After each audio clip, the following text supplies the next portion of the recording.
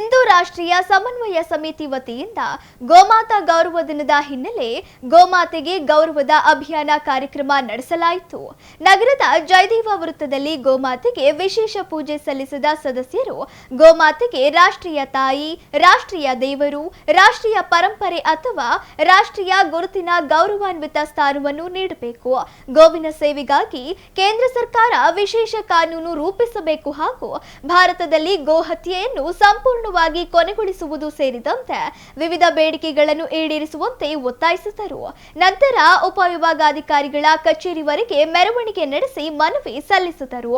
ಈ ವೇಳೆ ಮುಖಂಡರಾದ ರಾಜು ವೀರಣ್ಣ, ಆಲೂರು ನಿಂಗರಾಜ್, ಪರಶುರಾಮ್, ಪ್ರವೀಣ್ ಜಾಧವ್, ಪಂಜು ಪೈಲ್ವಾನ್, ಮಲ್ಲೇಶ್, ರವಿಗೌಡ್ರು, ಚೇತನ್, ಚಂದ್ರಕಾಂತ್, ಅಜಯ್ ಸೇರಿದಂತೆ ಅನೇಕರಿದ್ದರು. ದಾವಣಗೆರೆಯ ಪ್ರತಿಷ್ಠಿತ JH Patel academy, BIT road near Hemavathi hostel, Davanagere. Admission open now.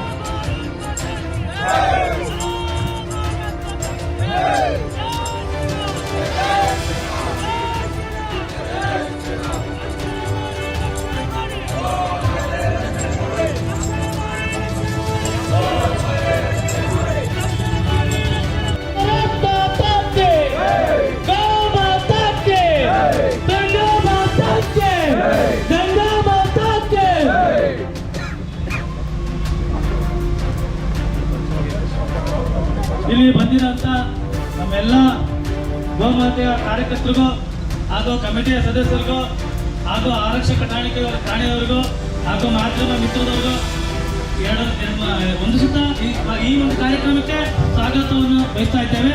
ಅದೇ ರೀತಿ ಈ ಕಾರ್ಯಕ್ರಮವನ್ನು ಉದ್ದೇಶಿಸಿ ರಾಜು ಪಿ ವೀರಣ್ಣನವರು ಮಾತಾಡಬೇಕಾಗಿ ಕೇಳ್ಕೊಳ್ತಾ ಇದ್ದೀವಿ ಸಮಿತಿಯಿಂದ.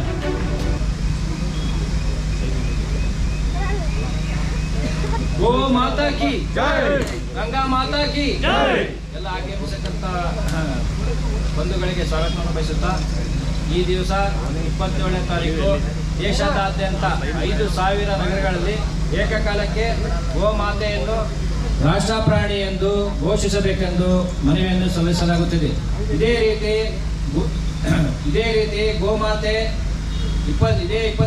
ಈ ತಿಂಗಳ 27ನೇ ತಾರೀಕನ್ನ ಗೋಮಾತೆ ದಿವಸ ಎಂದು ಯಾವ ರೀತಿಯಾಗಿ ಫಾದರ್ಸ್ ಡೇ, ಮದರ್ಸ್ ಡೇ ಆ ಥರ ಇತ್ತಲ್ಲ, ಅದೇ ಥರ ಕೇಂದ್ರ ಸರ್ಕಾರಕ್ಕೆ 27ನೇ ತಾರೀಕನ್ನು ಗೋಮಾತೆ ದಿವಸ ಎಂದು ಆಚರಣೆ ಮಾಡಲಿಕ್ಕೆ ಘೋಷಣೆ ಮಾಡಬೇಕೆಂದು ಕೇಂದ್ರ ಸರ್ಕಾರದಲ್ಲಿ ಒತ್ತಾಯಿಸುತ್ತೇವೆ. ಹಾಗೂ ಈ ಗೋಮಾತೆಯನ್ನು ರಾಷ್ಟ್ರ ಪ್ರಾಣಿ ಎಂದು ಘೋಷಿಸಬೇಕೆಂದು ನಾವು ಕೇಂದ್ರ ಸರ್ಕಾರಕ್ಕೆ ಮನವಿ ಸಲ್ಲಿಸುತ್ತಿದ್ದೇವೆ. ಗೋಹತ್ಯೆ ಖಂಡಿಸಿ ಗೋಹತ್ಯೆಯನ್ನು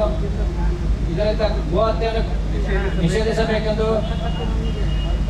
ತಮ್ಮಲ್ಲಿ ಕಳಕಳಿಯ ಮನವಿ.